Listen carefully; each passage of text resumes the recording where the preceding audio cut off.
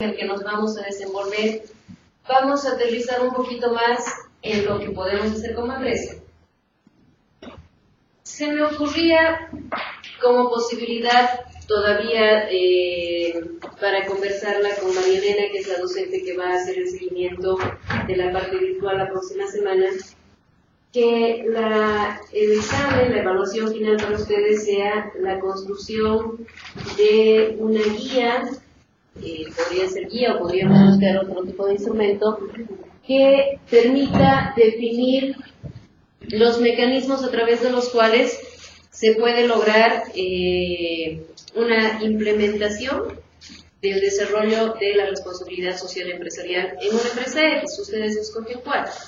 Puede ser individual o puede ser en grupo, dependiendo cómo quieran organizarse, para aplicar lo que hemos estado viendo, y además eso les va a ayudar a identificar qué falencias o qué vacíos pueden existir. ¿Les parece? Sí. Buenísimo, veo entusiasmo. Lo hablo con María Elena y les confirmo hasta mañana. Acercándonos a eso y además a lo que tenemos que desarrollar mañana, podríamos hablar un poco de lo que representa lo que hace una empresa. Cuando hablamos de empresa, hablamos de actividades diversas, ¿verdad? Puede ser una empresa que desarrolla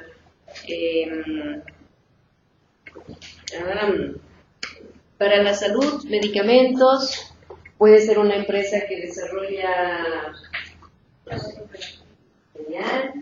muebles, no sé, es diversísimo, ¿verdad? Como puede haber también una empresa que su actividad compromete más al medio ambiente. He pensado en autos, pero no sé si será el mejor ejemplo. No es lo mismo para una empresa que se dedica a productos naturales que para una empresa que genera una industria que contamina el medio ambiente. Entonces, el primer elemento, cuando hablamos de empresas y del compromiso que podríamos promover en ellas, tiene que ver con el impacto de lo que hace la empresa, tanto en la sociedad como en el medio ambiente. No sé si ustedes han percibido en el Mundial, es raro, pero no estoy segura si fue este año o el año pasado. El año pasado, gracias. ¿Recuerdan lo significativo que ha sido para las noticias que los japoneses que asistieron recogieron toda la basura? Eso nos ayuda a entender las buenas prácticas. Uno podría decir, a las empresas o a la sociedad no le importa si contaminamos el medio ambiente. Mineras, buenísimo, ese es un excelente ejemplo. No solo por el medio ambiente, sino por el riesgo para los trabajadores, el compromiso humano, excelente ejemplo. Por una parte, tiene que ver con eso, ¿no? ¿A qué nos dedicamos? Por otra parte, mostrar lo que representa lo que se está haciendo. Uno podría creer que a nadie le importa el efecto que pueda tener, pero pienso que este ejemplo de los japoneses en el Mundial después del partido de fútbol nos ayuda a ver que sí importa y que no somos indiferentes a alguien que se compromete con el medio ambiente o que se compromete con la limpieza que hace el medio ambiente, etcétera, etcétera. Entonces, de pronto sí es posible que una empresa que se dedicaba a una actividad que daña a la población y el medio ambiente cambie sus prácticas, por las buenas o por las malas. ¿Han visto esa película? Ahora sí no me acuerdo el título, con Julia Roberts. Ella empieza a trabajar con un abogado y hay gente que llega porque se hace... Ah, gracias. Exactamente. Creo que es una interesante forma de analizar el hecho de que sí puede haber actividades empresariales que están generando daño.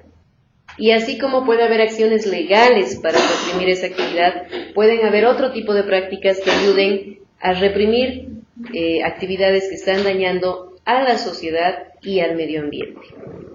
El cómo es parte importante del desafío que nos va a tocar analizar y proponer también. En esa lógica hay algunos elementos que son importantes tomar en cuenta para posicionarnos en el cómo evaluamos y qué proponemos. Uno de los elementos es el tema de la salud y el bienestar. O sea, siempre nos va a ayudar el pensar en la salud y el bienestar. Si emprendemos una empresa, ideal que podamos considerar como fundamental, ya sea de la actividad o del resultado de lo que hacemos, tener presente la salud y el bienestar de la sociedad, de los propios trabajadores, etc. Otro elemento, las expectativas de las partes interesadas. Si nosotros quisiéramos evaluar si las empresas mineras en Bolivia están dispuestas a cambiar ciertas prácticas que dañan el medio ambiente, necesitamos saber si les interesa cambiar su actividad. ¿Y cómo podríamos interesarlas? Lo primero que interesa a cualquiera es ganar. Habría que tener mucho de la Madre Teresa de Calcuta para tener ese grado de desprendimiento. Ganar. Entonces, si además de ganar puede aportar, creo que sí funcionaría. No es que se le va a privar de ganar, porque es la razón, una de las razones de su existencia. Pero si adicional a ganar se lograra que se comprometa, sí podríamos lograr un avance en las buenas prácticas. Y nos tocará también ver cómo cumplimos la norma y cómo la llevamos a la práctica. Si solo cumplimos la norma, nos podemos quedar siempre en esa burbuja de cristal en la que está muy bonita, pero en la práctica no funciona. De hecho, para nosotros la Ley 348 es ya un ejemplo importante. La ley ha llegado muy lejos, mucho más lejos de lo que muchos hubieran creído, pero en la práctica sigue ocurriendo mucha violencia en la población y que afecta a sectores vulnerables. Entonces, además de la norma y de que tenemos que cumplirla, ¿cómo se puede llevar a la práctica? Y para eso yo me animaría a decirles que no basta con que veamos la parte empresarial, no basta con que nos quedemos en cuál es el ámbito empresarial, sino que vale la pena que veamos también cómo es la parte estatal, porque ahí podemos conectar un presupuesto deficiente del municipio con actividades que la empresa pueda proponer para mejorar la atención, por ejemplo, de víctimas de violencia o de las familias, de contribuir a un respeto en la familia u otro tipo de prácticas, que ya se han comenzado a ver. Eso no es algo ajeno ni es novedoso, pero el poder profundizar en eso sí que nos significa un desafío. Para eso se han ya planteado algunas áreas o ejes de trabajo que nos ayuden a cumplir con esa responsabilidad social empresarial. Ayer alguien preguntaba el porcentaje. No es que haya un porcentaje específico para cada derecho que se pueda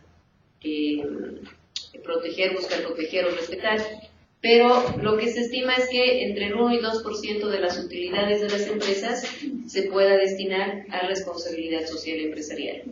Si son empresas grandes, serán montos significativos. Si son empresas chicas, menos, pero igual se puede aportar en la cultura institucional que tenga la propia empresa. ¿Qué ejes nos plantean? Gobernabilidad, el personal, cómo está el personal de la entidad o de la empresa, el ambiente institucional, el trato con los proveedores, un mercadeo responsable, la comunidad, las políticas públicas, como ejes que nos van a ayudar a orientar las acciones que se tomen para lograr una responsabilidad social empresarial efectiva. Teniendo en cuenta que hace tanto a la práctica interna como a la externa. También ha habido casos dramáticos de empresas que plantean promover mucho la responsabilidad social empresarial, pero que no pagan horas extras a sus trabajadores, o no les dan vacaciones.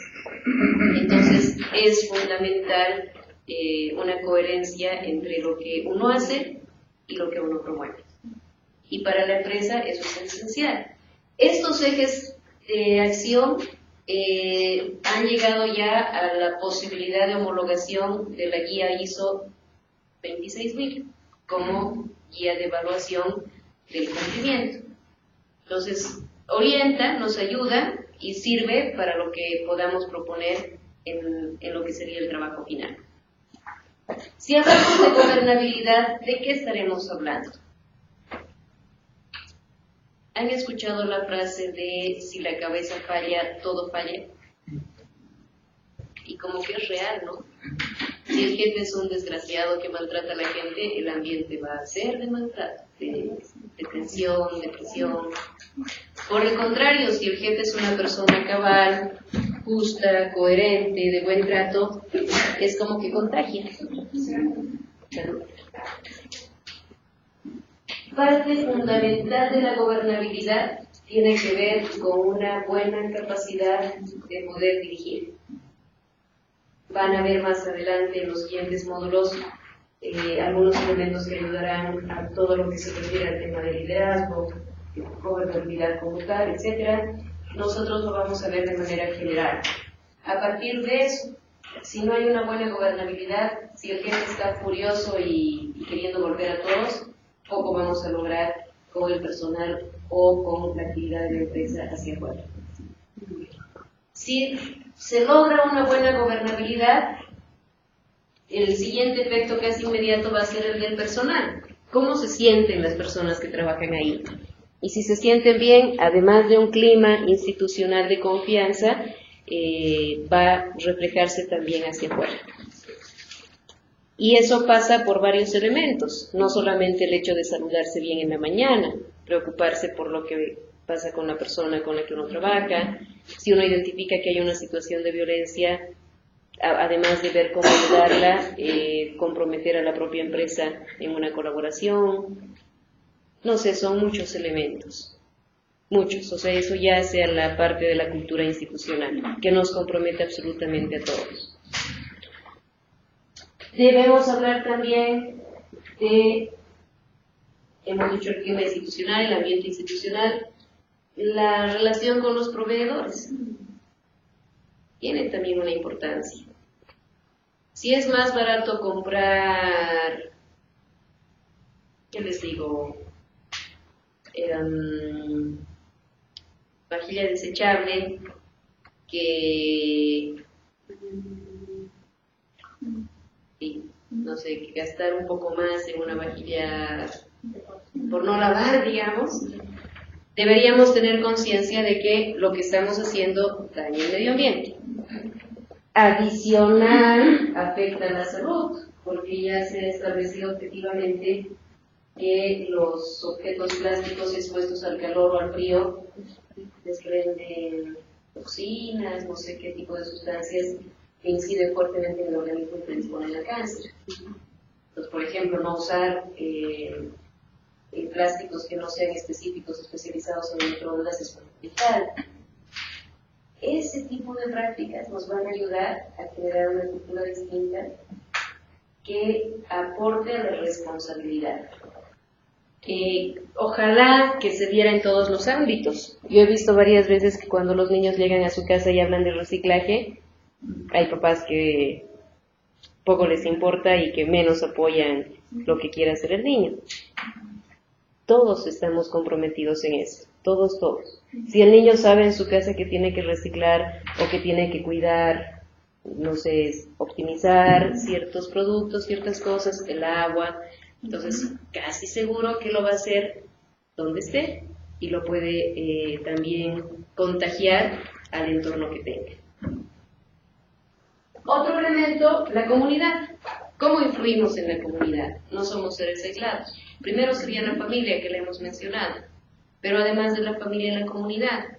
Un ejemplo de eso que habíamos enseñado en una ejemplo, que antes de ella ya le botaba una basura, así para mí en el consejo, y le decía si le ha olvidado algo, o se le ha caído algo en todo su coche.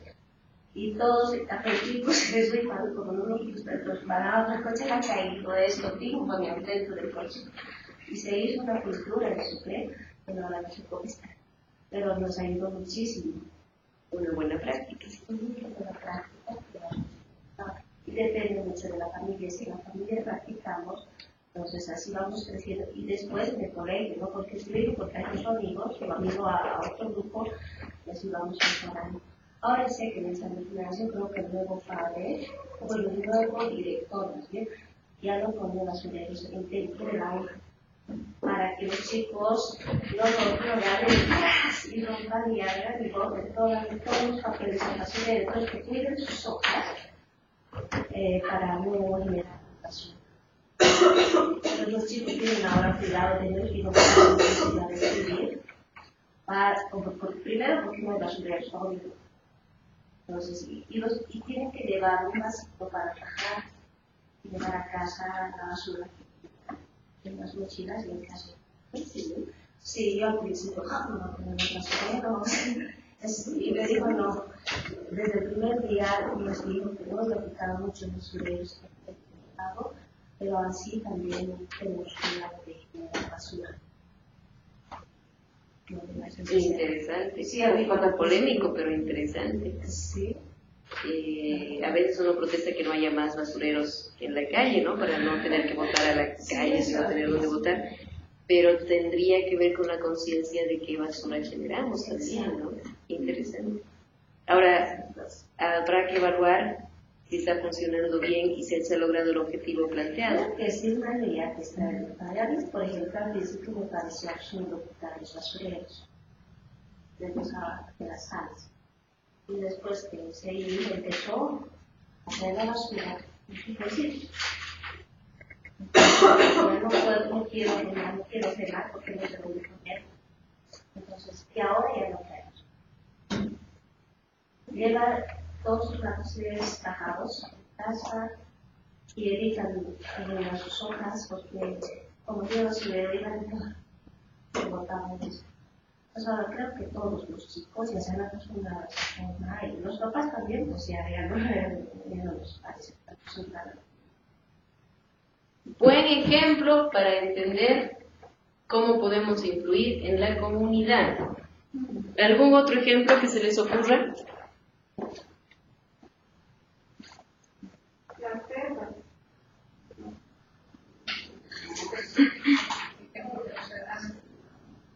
A tener una conducta de vida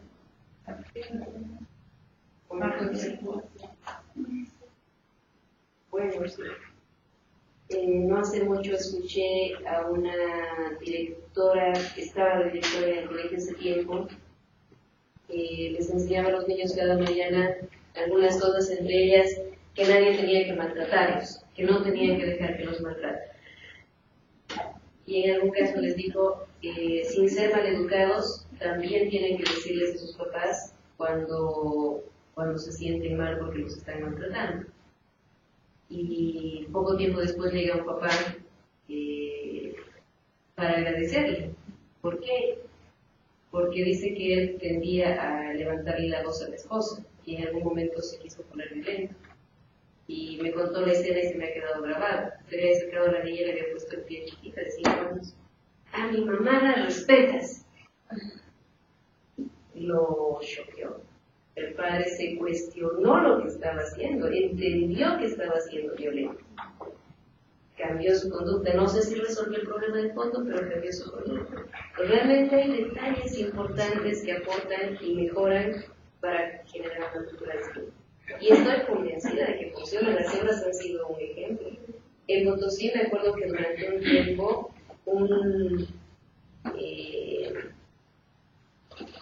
después del mayor coronel, era un coronel de policía, que se paraba en una esquina estratégica, la Bolívar en Potosí, que es súper transitada a mediodía, y él dirigía el tráfico para que los niños y las familias puedan pasar con seguridad, porque era el horario de salida de los niños del colegio. Solo ese detalle ha hecho que mucha gente lo quiera y lo reconozca. Aquí había la choca, ¿se acuerdan? No es que están haciendo cosas súper extraordinarias, están haciendo cosas hasta que podrían entenderse como básicas, pero marcan la diferencia. Entonces sí que podemos aportar para lograr cambios positivos dentro del ambiente en el que estemos, la familia, la comunidad, el trabajo, donde estemos. Y a partir de eso es posible generar una cultura distinta. Yo pensaba que iba a haber un impacto más importante, sobre todo al interno de la administración pública, la posición pública que se asumió de luchar contra la violencia. Es como que antes no sé si decirles 10 años atrás, 15 años atrás o 20 años atrás, era distinta la forma en la que se reaccionaba frente a la violencia, inclusive en ambientes laborales. Podríamos incluso recoger otro ejemplo cuando hablamos de una situación de violencia. Recuerdo haber conocido un caso en el que una muchacha en dependencia laboral sale en grupo con la gente de su oficina una noche para compartir algo de comer, algo de tomar, y el jefe de otro departamento, no era su jefe directo, pero era jefe, igual ella era subalterna y era de otro departamento, la invita a ir a un motel, ella acepta ir al motel, pero entre que estaba mareada y medio consciente, ya en el motel le dice que no quería tener relaciones con él, y él la obliga. Lo menciono como ejemplo porque me ha impresionado la cantidad de personas a las que he escuchado, varones y mujeres, decir que si llegó al motel era porque quería.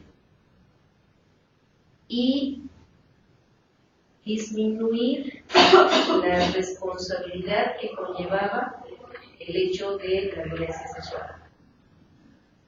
Impresionante, hombres y mujeres.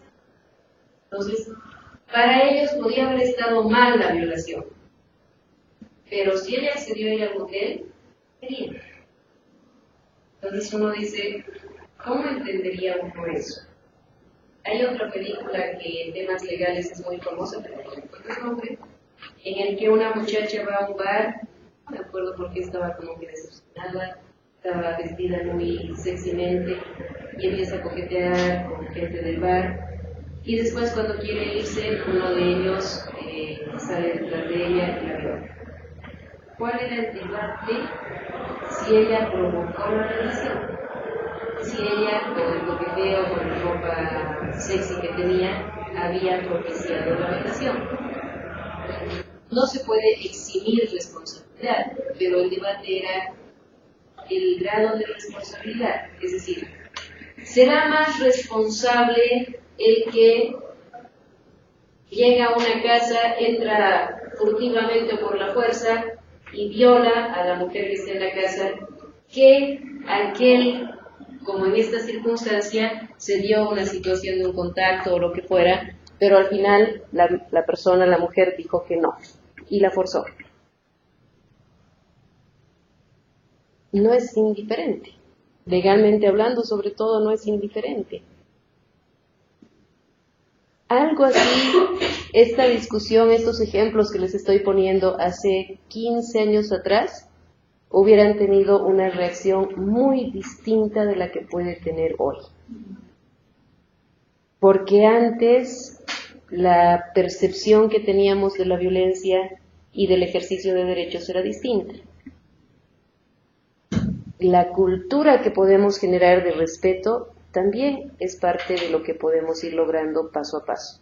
Es decir, si una autoridad pública incurre en una situación de violencia, no sé, que puede ser de índole sexual, al acosar sexualmente a una funcionaria que está bajo su dependencia, realmente debería ser sancionada, porque si no, no va a faltar quien crea que puede hacerlo y no va a pasar nada.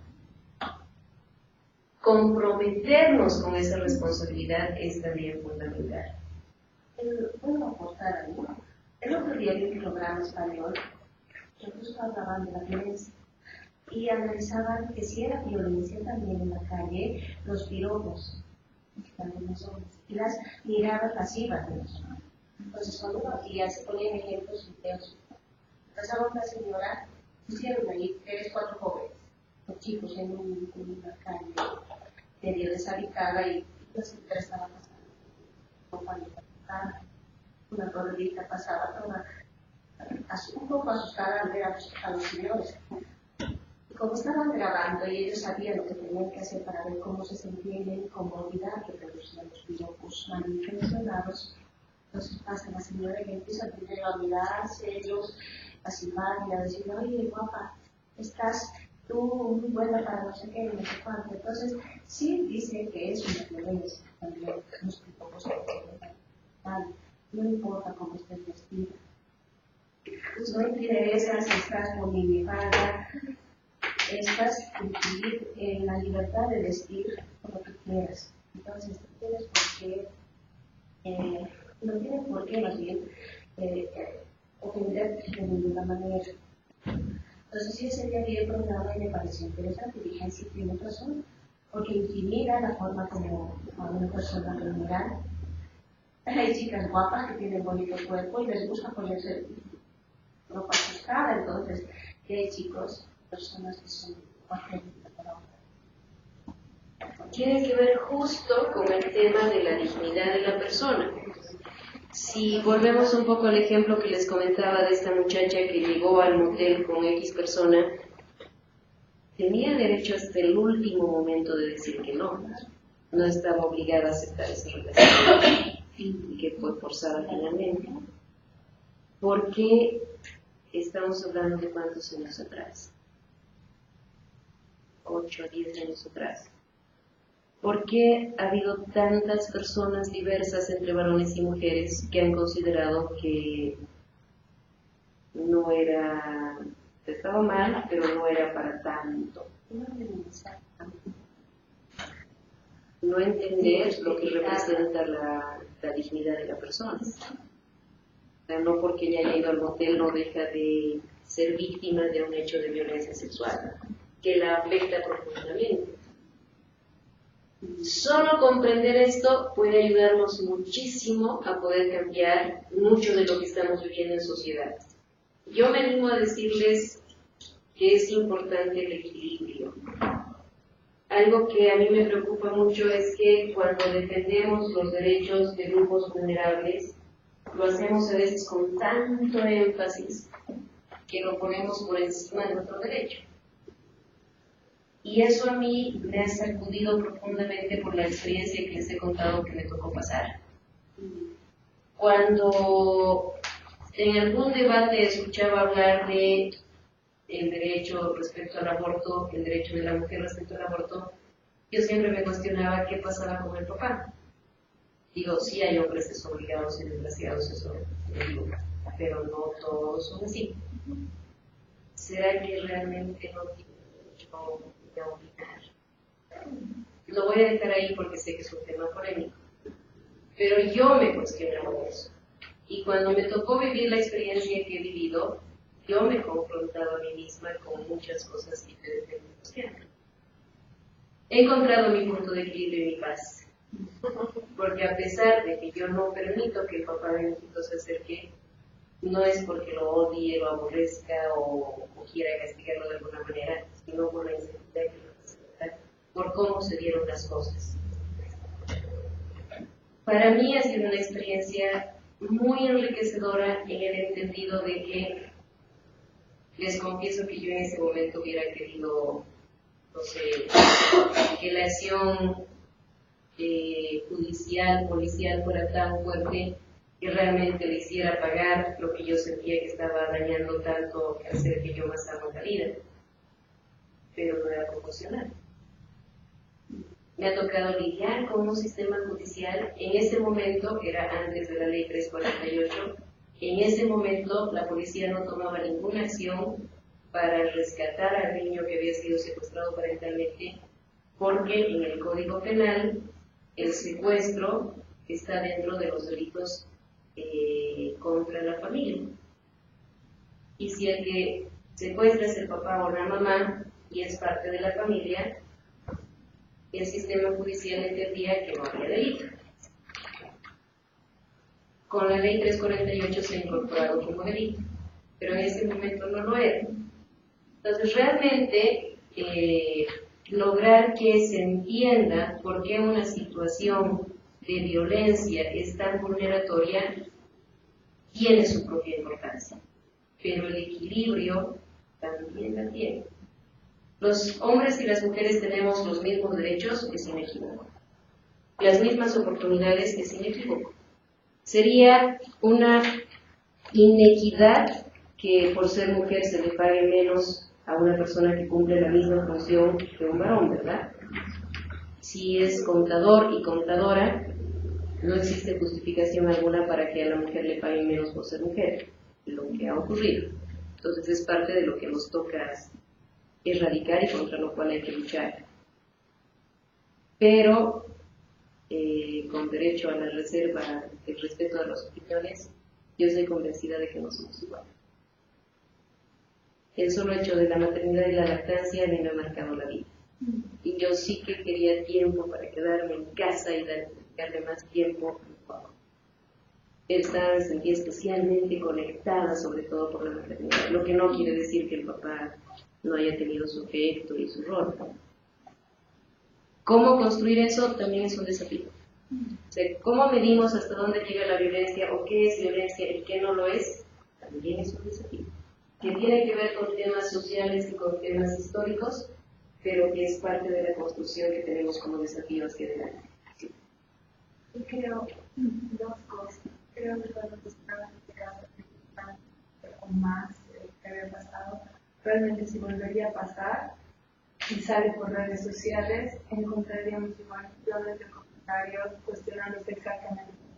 Yo creo que si bien ahora es políticamente correcto decir no o pensar en esto, todavía internamente muchas personas que cuestionarían todavía a la mujer, dudarían, y escudadas de las redes sociales escribirían todavía un montón de cosas. Ha pasado en el caso de la violación en grupo en Santa Cruz, por ejemplo, cuando la han cuestionado a ella, a su madre, a todo el sistema, cómo es que estaba drogada, consumía bebidas, minimizando un poco el tema de la violación y pensando más en las otras cosas que hacía ahí. El otro chiquito era un menor de edad, pero como menor de edad. O sea, igual ha habido muchos cuestionantes a la mujer y al final la mujer siempre termina teniendo la culpa, ya sea la víctima, o sea, la madre de la víctima o la madre del agresor. Entonces, eso todavía en la cultura falta mucho por reconstruir, creo. El caso de Paola del Monte, por ejemplo, y el video que ha salido, era un delito que sus imágenes salgan así, y aún así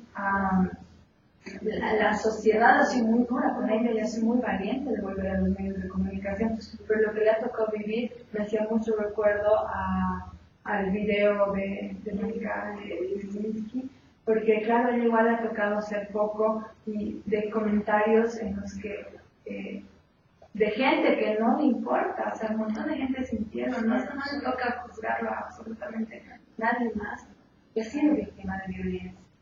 Y por el otro lado, lo último que mencionabas sobre este tema de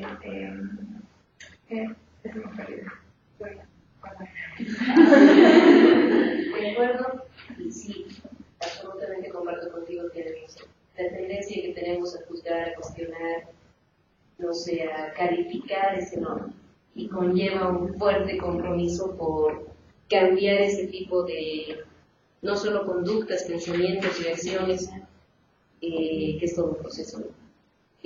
Vamos a tener que ser muy ingeniosos todos para poder aportar en un cambio de fondo de la sociedad que permita que lleguemos a un momento en el que realmente se pueda respetar la dignidad de cada ser humano.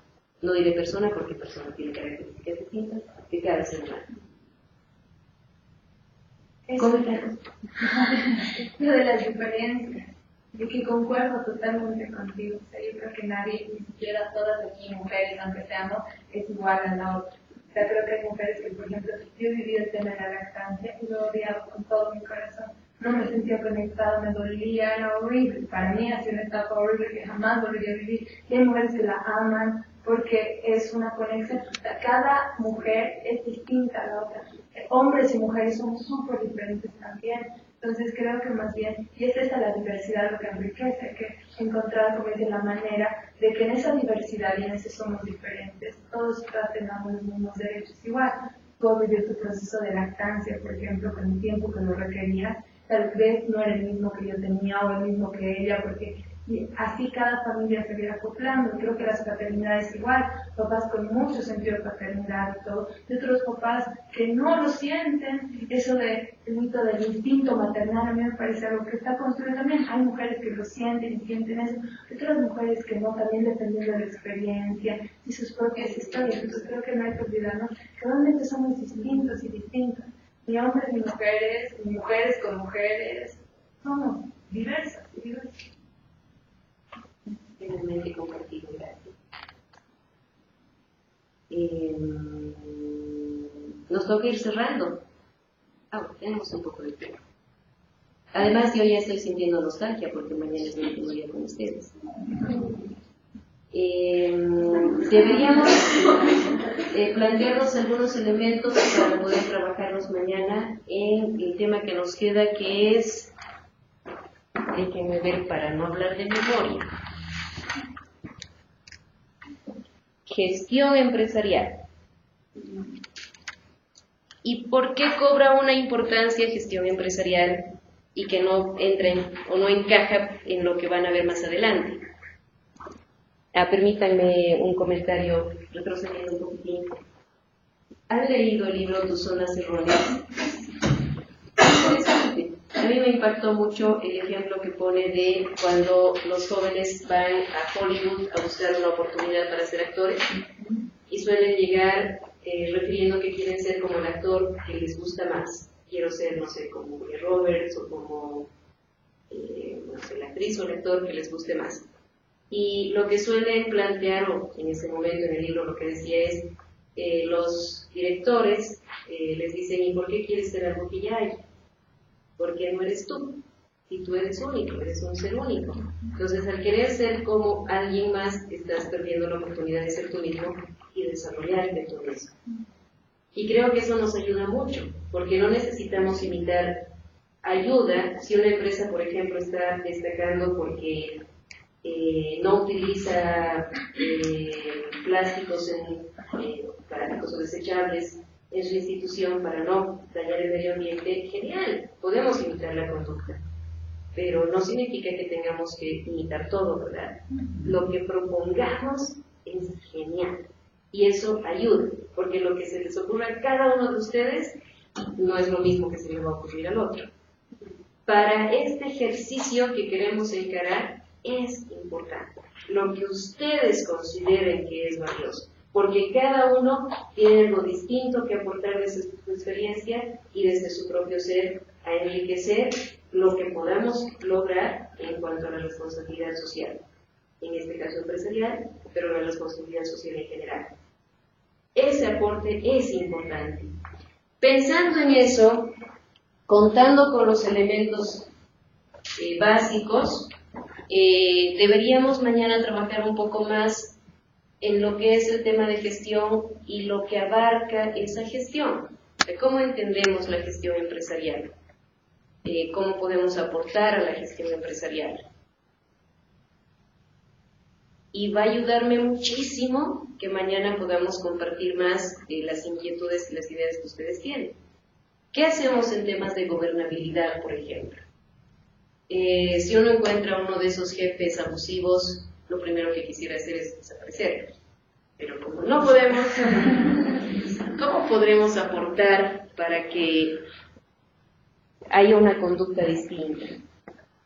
Cuidando siempre, por supuesto, que no es que nosotros podamos cambiar a las personas, porque la persona no quiere cambiar, no somos nosotros los llamados a cambiar a los demás.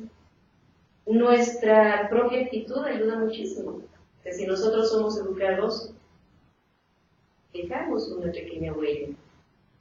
Puede haber alguien que le llamó la atención que seamos educados y saludemos al entrar y quiere hacerlo también. Entonces ya es un aporte. ¿Qué otras cosas más podemos hacer? ¿Cómo podemos aportar? Dentro de los parámetros generales, podemos pensar en cómo podemos aportar a mejorar el medio ambiente. El reciclaje entra siempre como recurrente.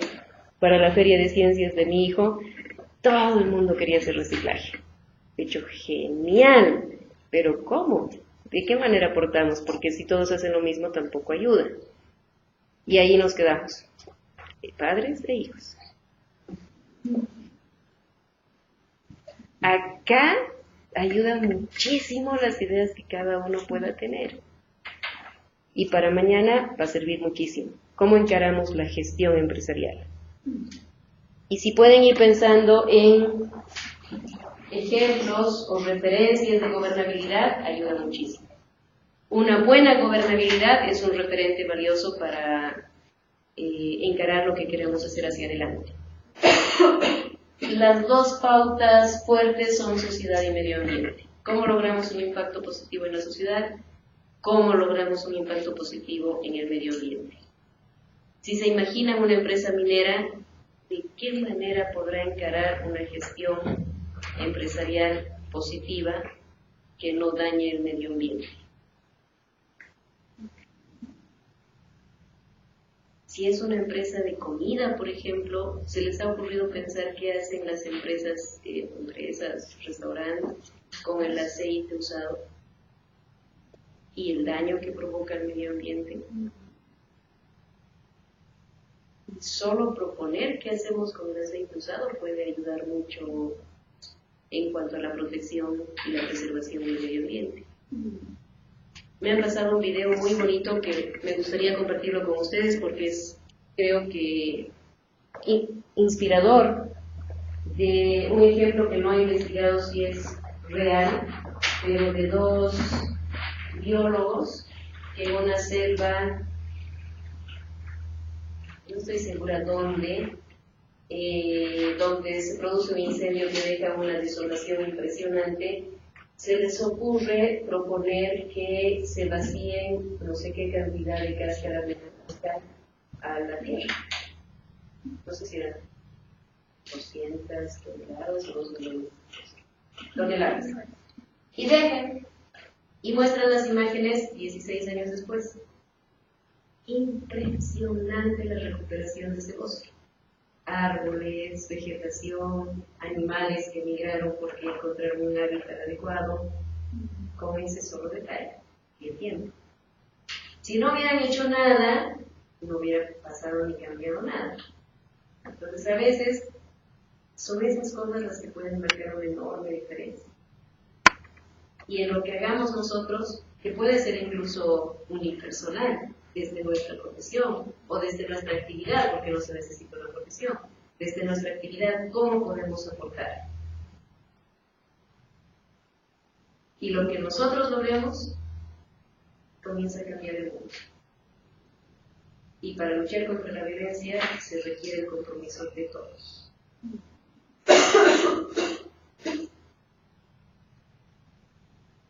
Están dadas las condiciones.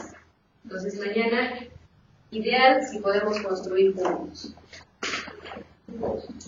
¿Qué podemos profundizar para aprovechar el tiempo que nos queda?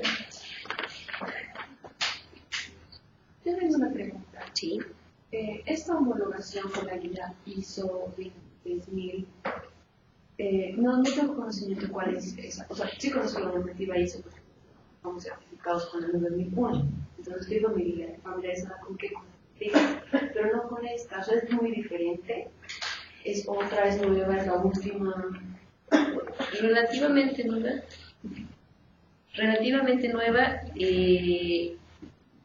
Que además lo que voy a verificar es si ya está aprobada, porque la propuesta era aprobarla homologando estos criterios como ejes de valoración. Entonces, si tomamos estos 7 ejes, si su cumplimiento podría lograr la calificación de la ISO 26000. Ahora, si lo aprobaron así con estos 7 ejes, lo voy a revisar para tener certeza. Pero la propuesta surgió de decir, hemos identificado estos 7 ejes como base para poder impulsar la responsabilidad social empresarial, e ideal si lo conectamos a la ISO, porque eso compromete mucho más a las empresas a poner de su parte para poder alcanzar esa meta. Lo que también nos ayuda mucho es que si solo ponemos los nombres de los 7 ejes, puede quedar vacío. Te quiero cumplir con una buena gobernabilidad, pero ¿cómo hago eso? ¿Qué significa una buena gobernabilidad? Ganar dinero. Porque si mi meta sería ganar dinero, no va a ayudar mucho en la responsabilidad social empresarial. Si la meta fuera solo filantrópica, ayuda, pero podría no ser el camino no sé, más productivo, más que dé mejores resultados. En eso es en lo que nos va a tocar trabajar. ¿De qué manera llevamos a la práctica y materializamos estos 7 ejes? Y política pública entra justo en lo que hemos estado hablando nosotros. Tenemos normas, hasta me atrevo a decirles, aunque es polémico que lo diga, no son normas lo que nos falta en Bolivia. De hecho, la dinámica normativa en Bolivia es impresionante. Para los abogados es un desafío brutal. De pronto se encuentran frecuentemente con que la norma dice tal cosa, no hay que comunicar. Es complejo. Aprobar leyes en Bolivia no es difícil, entonces, y es una dinámica muy fuerte. Por decirles algo, ¿recuerdan la polémica cuando se estaba discutiendo el Código Niño, Niña, Adolescente y los niños lustrabotas fueron hasta la Plaza Murillo y se posicionaron ahí exigiendo el derecho que tenían de trabajar y les aceptaron su derecho? Y se aprobó el trabajo de los niños lustrabotas desde los, si no me equivoco, 7 años o 10. Me acuerdo porque he buscado la posibilidad de afiliar a mi hijo a la FP para que comience a aportar su cuenta individual. Suena chistoso, me han visto como loca. Y les he dicho, analicen el sistema de seguridad social y van a saber por qué me interesa que aporte lo más posible. No se podía, pese a que el código había aprobado el trabajo desde los 10 años. ¿Qué era lo primero que había que analizar, amén de lo social? Porque si ustedes se ponen a pensar, había 2 posiciones contrarias y ambas con fundamentos valorables. Sea que les reconozca o no a ese niño el trabajo, trabaja. Entonces uno podría decir, a que esté desamparado, por lo menos que tenga el amparo legal, si igual va a trabajar. Pero por el otro lado les dirían, no, porque hay que proteger a ese niño que primero tiene que estudiar y jugar. Esa discusión ya se había tenido antes. Por el bloque de constitucionalidad nosotros no podemos salir de las normas de la OIT. Y la OIT prohíbe todo trabajo infantil de menores de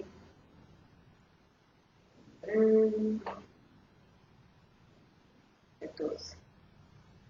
Entonces, no era que acá podíamos desenmarcarnos de las normas de la OIT y bajar la edad a 10 años. O sea, ocurrió, se hizo y se promulgó así el Código Niño, Niña, Adolescente.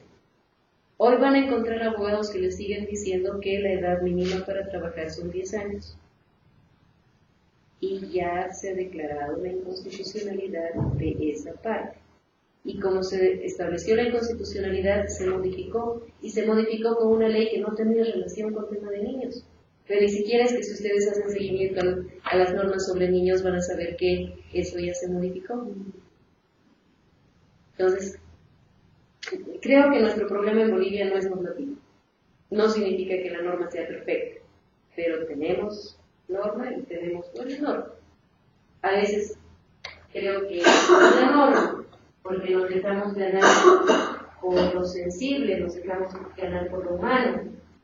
En un semestre me tocó acá en la universidad dar Derecho de Familia. ¿Y saben cuál es el debate más bonito que he tenido con los estudiantes? La afiliación. Y luego lo he peleado, pero ya no tan en buenos términos, con un docente en un examen de grado. ¿Por qué? Porque se ha incorporado en el Código de Familia, que debo decir tiene mucho valor y muchas cosas buenas, pero se ha incorporado como causal de impugnación de la afiliación la autoría de una agresión sexual en contra del niño por parte del padre o la madre. Voy a contextualizarlo para que me entiendan. La filiación es lo que nos conecta con nuestra línea sanguínea, ¿sí? O sea, es lo que nos une al padre y a la madre.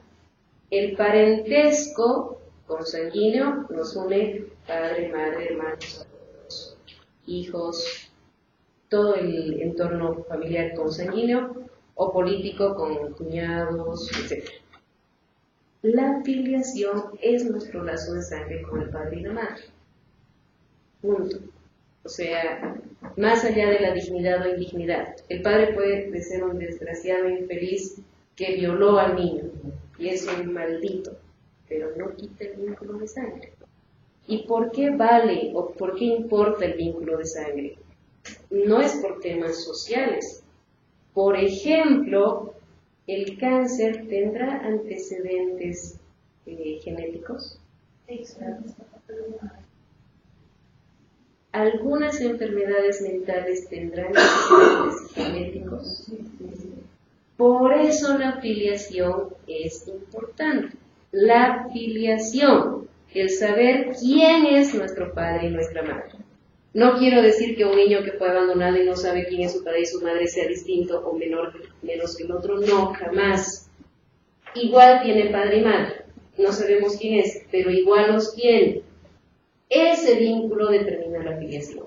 Entonces, si nosotros planteamos como causal de impugnación la filiación, el que haya habido una agresión sexual, entramos en un conflicto, porque la razón de la filiación no tiene que ver ni con la relación paterno o materno-filial, ni con obligaciones como la asistencia familiar. El parentesco sí.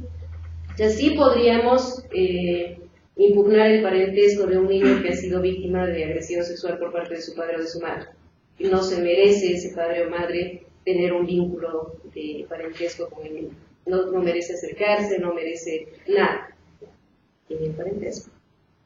Pero con la filiación, sin embargo, de forma emotiva, que se entiende, porque uno comprende que cuando los diputados y senadores discutieron esta modificación, estaban muy sensibilizados con un padre o madre que llegue a semejante situación de violencia de violar a su hijo. Se entiende, pero jurídicamente hablando, no ayuda. Porque el efecto no tiene que ver con el parentesco, con la relación. El efecto es la relación con el padre y la madre. Y tiene que ver sobre todo con el tema genético. Entonces, ¿el niño tiene derecho a saber quién es su padre, quién es su madre y sus antecedentes genéticos? Claro que sí. ¿Tiene derecho a saber si tiene que tener especial cuidado con el cáncer de colon, porque hay antecedentes de cáncer de colon en su familia? O cáncer de mama, o lo que fuera. Podrá tener más cuidado en hacer ejercicio, en una mejor alimentación, porque sabe que hay una predisposición. Entonces, tiene derecho a saber. Estos elementos se han flexibilizado muchísimo en nuestra norma y nos hemos dejado guiar más por la emotividad. Entonces, se ha cambiado tanto la dinámica normativa en Bolivia que me atrevo a decirles que falta de norma no es. Tenemos una norma muy amplia y una norma muy rica también, porque hay cosas que tenemos en la legislación que otros países no lo tienen. Donde sí tenemos serias dificultades es en la aplicación. Y el ejemplo de la ley de la trabajadora del hogar nos ayuda harto. Está la norma, es muy buena la norma, pero no se termina de aplicar porque no hay cómo llevarla a la práctica. Por eso que uno de los ejes que se ha planteado para lograr una responsabilidad social empresarial efectiva ha sido el trabajo en política pública. ¿Cómo logramos incidir en políticas públicas desde las empresas? Podemos hacerlo a nivel municipal, podemos hacerlo a nivel departamental, indígena, originario, campesino, a nivel nacional. Tendrá que ver con lo que hacemos con empresa, tendrá que ver con la magnitud que tenemos, si es grande, si es chica, y varios otros elementos. Y nos tocará también conocer para eso cómo está estructurado el Estado, ¿verdad? Hemos hablado de nivel nacional, departamental, municipal e indígena, originario, campesino, pero no hemos hablado de competencias. ¿Han escuchado el debate que ha habido sobre si los departamentos podían regular en temas impositivos? Para ayudarlos a despejarse, pongo un ejemplo. ¿Qué impuestos están ligados al ámbito municipal y cuáles al ámbito nacional? ¿Qué pagamos en el municipio? Propiedad. propiedad tanto de inmuebles como de vehículos, ¿verdad? ¿Qué más? Sí, es un ejemplo interesante. Sí. Podríamos discutir la diferencia entre patente e impuesto, pero para no complicarles la vida, no lo vamos a hacer. Aunque tenía su utilidad cuando discutieron, no sé si se acuerdan que ha habido toda una polémica el año pasado porque el municipio dispuso la disposición exacta, no la recuerdo, pero dispuso, ¿se acuerdan que de pronto los funcionarios municipales empezaron a recorrer absolutamente todos los negocios para revisar que tengan licencia de funcionamiento, incluido oficinas de abogados, médicos, etc.? Y muchos que no tenían licencia de funcionamiento tenían que pagar el común. ¿Cuál era el problema de fondo? Que además ha ganado el municipio, que se estaba generando una doble tributación. En el caso de los profesionales, tributan, ahorita no tengo la figura exacta, pero realizan un tributo, que no estoy segura si era la licencia de funcionamiento, y este otro que se estaba planteando duplicaba la tributación. Se ha demostrado en el Tribunal Constitucional y se ha dejado sin efecto la norma municipal. Pero es importante que sepamos sobre qué puede actuar el municipio. Está claro que sobre el impuesto a la propiedad de bienes, inmuebles sujetos al registro, que serían los vehículos. También el impuesto a la transferencia de bienes, ¿verdad? Cuando se compra una casa o un auto, se paga el impuesto a la transferencia. En cambio, el IVA, ¿dónde se paga? Exactamente. Saber eso nos va a ayudar a entender mejor cómo nos relacionamos y cómo podemos incidir en políticas públicas nacionales, departamentales o municipales. Ayer han tocado ustedes un tema interesante. Estados Unidos es el que tiene una práctica mucho más desarrollada en cuanto a reducir su carga impositiva a partir de la obra social que desarrolla. Mientras más pone plata en obras sociales, menor es su impuesto. Es una excelente forma de promover la inversión social. En Bolivia es muy incipiente, es muy poco lo que se hace en ese ámbito. Podría ser una interesante forma de comprometer más recursos para la responsabilidad social y empresarial. Para saber cómo, necesitamos saber cómo está regulado. Eso bueno, Sucre sí está considerada como la planta de ley, pero ya no es la ayuda de la planta de ley. ¿Por qué? Porque mucha gente ha empezado a construir y ahora de ladrillos, la mayoría de las casitas y las piñas. Entonces, lo que comentamos con mi esposo es: ¿por qué el gobierno municipal, en vez de fomentar que la gente que tenga la casa bonita, toda pintada de blanco, arbolitos, paga más impuestos que una casa mal hecha? Entonces, una forma de revertir esto podría ser cobrar menos a las personas que mantengan bien su casa, bien pintada, blanquita, limpísima, etc. Entonces todos nos esforzaríamos por así, volvería a ser la ciudad blanca. Pero no, es al revés. Y van, nos lanzaría y dicen: ¿qué piso es? Machina, no sé qué, caro, ¿no? Material caro, y nos aumentan pues el impuesto. Pero van a las otras casitas y no, pues les rebajan el impuesto, y el señor de para ti, el dueño de chocolates para ti, es fanático de esto de que se vuelva a ser la ciudad blanca de América. En su plan de ayudar a la ciudad,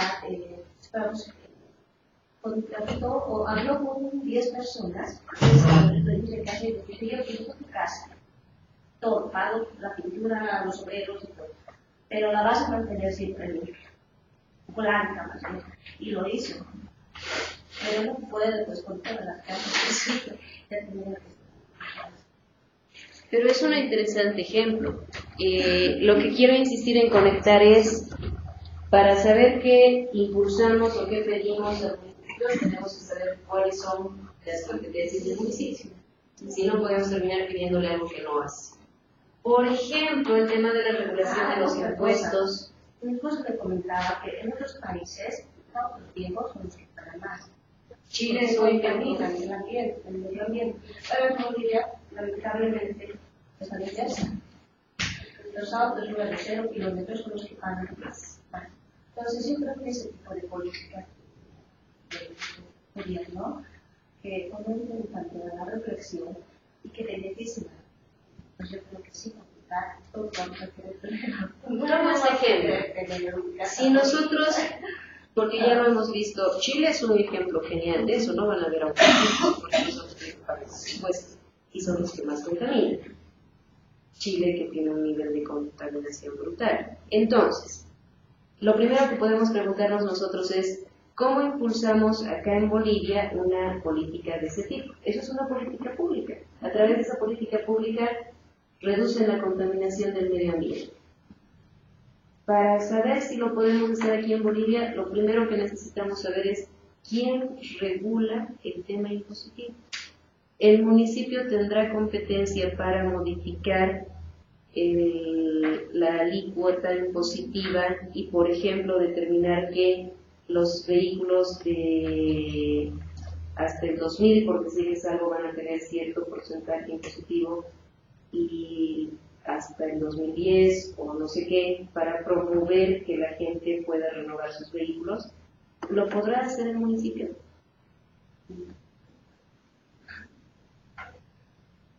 ¿Y cómo podríamos saber? Y les estoy planteando un tema tramposo. ¿Por qué? Porque si ustedes buscan en la Constitución como norma base, cuando ustedes quieren informarse quién regula qué, a quién tendría que acudir para pedirle que regule tal o cual cosa, vayan primero a la Constitución, porque les va a dar la base fundamental, es el techo de todo, la Carta Magna. Cuando busquen competencias, porque es lo lógico, van a ir a buscar qué competencias tiene el nivel nacional, cuál departamental, cuál municipal, para saber quién regula los impuestos. Y entonces se van a dar cuenta por qué de las peleas que ha habido entre Santa Cruz, la gobernación de Santa Cruz en su momento, la de Tarija, y el gobierno nacional. Hablando de regalías que hacen parte del tema impositivo y hablando de los impuestos como tal. Eso les ayuda para tener una referencia. Y la otra referencia es lo que ha pasado aquí. ¿Se han subido los impuestos o no? Porque antes los inmuebles pagaban, ahora es el valor catastral el que repite y el valor catastral ha subido. Este es un tema valioso. Económicamente ha subido, pero no ha subido la alícuota impositiva. ¿Se entiende, verdad? Se paga un porcentaje del valor catastral de nuestro inmueble como impuesto a la propiedad de bienes.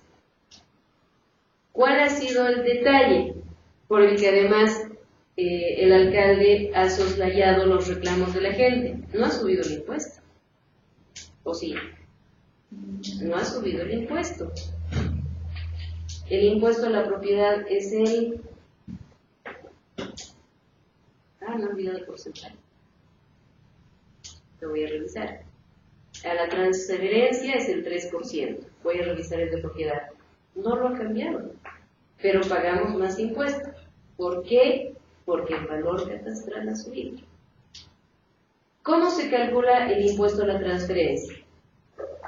Por lo general el valor comercial es más alto que el catastral, ¿verdad? El valor catastral es el que tiene fijado el municipio. El municipio tiene su tabla en la cual nos dice que el inmueble X tiene como valor catastral tanto. Que casi siempre, hoy no tanto, pero casi siempre es menor que el valor comercial. Entonces ustedes, si quieren comprar, si quieren vender, si quieren sacar un préstamo, tienen que saber cuál es el valor catastral y cuál es el valor comercial. Cuando van a pagar el impuesto a la transferencia, deciden comprarse un departamentito. Y el departamentito tiene como valor comercial $20,000. Seguro que hoy no encontrarán en ese precio. Vamos a ponerlo. Y su valor catastral, vamos a dejarlo en dólares, son $15,000 el valor catastral.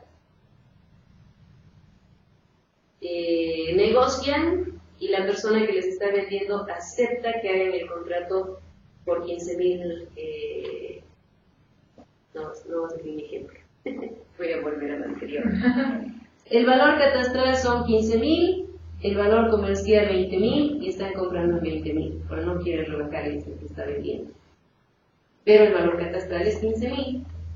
Si van al municipio y le dicen que van a pagar el impuesto a la transferencia del 3% sobre el valor catastral, ¿les aceptarán? Vayamos al otro extremo. Saben que el valor catastral es 15,000, el comercial 20,000, pero su contrato es 20,000. Nadie les prohíbe eso. Si el vendedor es tan buena persona, por ahí es su vecino, su amigo, su compadre, y les venden $10,000, ¿van a poder pagar el impuesto a la transferencia sobre $10,000? No. El municipio siempre va a tomar el valor más alto. Si el más alto es el que figura en el contrato, por encima del catastral, va a tomar ese valor para cobrar ese impuesto. Y si el valor del contrato es menor al catastral, va a tomar el catastral como base de cálculo para el impuesto. Eso lo puede hacer el municipio y lo hace. Fijar la alícuota, decir que el impuesto es 3% para la transferencia, o cuánto es el porcentaje para el impuesto a la propiedad, ¿lo podrá hacer el municipio? La forma de responder esa pregunta es acudir a la fuente, que inicialmente es la Constitución. Ahí se van a dar cuenta del engorro. Aparte de las competencias propias, porque van a encontrar a nivel nacional las competencias son departamental, pero además hay competencias concurrentes. ¿Qué quiere decir concurrentes? Que pueden estar a nivel nacional, a nivel departamental o municipal y departamental. Así que la respuesta a lo que les estoy preguntando es tramposa. Yo no me la he podido responder hasta ahora. En un diplomado con un abogado tributarista que además participó de la reforma constitucional, lo he desafiado a que hagamos el ejercicio de sentarnos a cotejar. No funciona. ¿Qué quiere decir? Que cuando ustedes quieran incidir en lo municipal, el mejor apego es lo que está enunciado como competencias municipales. Cuando entren a una competencia concurrente, no se complique la vida. Probablemente eso, cómo se dirima, tendrán más que hacer a nivel constitucional. Pero sí las principales, esas sí están. Entonces, sobre esa base podemos saber qué proponerle al municipio. Y una propuesta del municipio interesante puede ser esta de plantear un impuesto diferenciado que nos ayude a ir sacando de circulación los vehículos antiguos que contaminan el medio ambiente. O plantear que realmente una casa que cumple ciertas condiciones de seguridad, no se olvide lo que pasa en la Plaza Murillo con la caja que está a punto de caerse en la esquina. Entonces, prevenir ese tipo de situaciones, cómo se motiva, cómo se impulsa, es algo en lo que sí podemos participar. Están agotados. ¿Podemos terminar? Mañana vemos gestión empresarial. Les voy a pasar el material entre esta noche y mañana para que lo puedan revisar y mañana lo conversemos. Que les vaya muy bien.